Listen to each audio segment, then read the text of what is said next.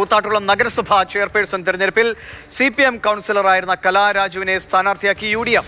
കലാരാജു UDFനെ പിന്തുണച്ചതോടെയാണ് നഗരസഭയിൽ അവിശ്വാസം പാസ്സായത്. നാളെയാണ് കൂത്താട്ടുകുളത്ത് ചെയർപേഴ്സൺ തെരഞ്ഞെടുപ്പ് നടക്കുക. ബിനിൽ വിവരങ്ങളുമായി ചേരുന്നു. ബിനിൽ, അന്ന് വലിയ സങ്കീർണമായ വിഷയങ്ങളാണ് ഉണ്ടായിരുന്നത് അല്ലേ? തുണിയിൽ പിടിച്ചു വലിക്കുന്നു, ആക്രമിക്കുന്നു തുടങ്ങിയ ആരോപണങ്ങളൊക്കെ ഉണ്ടായി. വലിയൊരു സംഘർഷഭരിതമായ സാഹചര്യമായിരുന്നു കൂത്താട്ടുകുളത്ത് പതിവില്ലാത്ത വിധം ഉണ്ടായത്. ഇപ്പോഴെങ്ങനെയാണ് CPMൽ നിന്ന് UDF സ്ഥാനാർത്ഥിയായി മാറുന്ന കലാരാജുവിൻ്റെ ഒരു രാഷ്ട്രീയ മാറ്റം? അതിനെ CPM എങ്ങനെ നേരിടാൻ ഒരുങ്ങുന്നു? കോൺഗ്രസ് എങ്ങനെ ഇതിനെ കൃത്യമായി വിശദീകരിക്കുന്നു? ഡിവിഷൻ നേരത്തെ ചൂണ്ടിക്കാണിച്ചതുപോലെ കഴിഞ്ഞ ജനുവരിയിൽ അത്യന്തം നാടകീയമായ സംഭവവികാസങ്ങളാണ് കൂത്താട്ടുകുളം നഗരസഭ ഓഫീസിന് മുന്നിൽ നടന്നത്. ആ ഓഫീസിന് മുന്നിൽ നിന്നാണ് കലാരാജുവിനെ ചെയർപേഴ്സന്റെ കാറിൽ ബലമായി കയറ്റി CPM നേതാക്കൾ കൊണ്ടുപോയത്. തന്നെ തട്ടിക്കൊണ്ടുപോയതാണെന്ന് കലാരാജു പിന്നീട് പരാതിപ്പെടുകയും പോലീസ് കേസെടുക്കുകയൊക്കെ ചെയ്തതാണ്.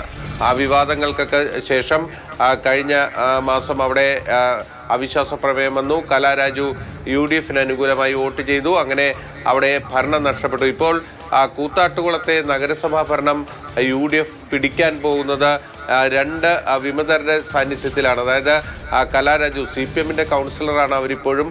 അവരെ സ്ഥാനാർത്ഥിയാക്കി മാറ്റിക്കൊണ്ട് UDF അവിടെ ഭരണം പിടിക്കാൻ ശ്രമിക്കുന്നു. മറ്റൊന്ന് CPL നിന്ന് വിട്ടുവന്ന സ്വതന്ത്രൻ സുനിലിനെ അവിടെ വൈസ് ചെയർപേഴ്സൺ സ്ഥാനാർത്ഥിയായി മത്സരിപ്പിക്കാനാണ് ഇപ്പോൾ UDF തീരുമാനിച്ചിരിക്കുന്നത്. അങ്ങനെ കൂത്താട്ടുകുളം നഗരസഭയുടെ ഭരണം UDFന് പുറത്തു നിന്നുള്ള രണ്ട് കൗൺസിലർമാരുടെ പിന്തുണയോടുകൂടി നേടിയെടുക്കുക എന്നൊരു നീക്കത്തിലേക്കാണ് കോൺഗ്രസ് പോകുന്നത്.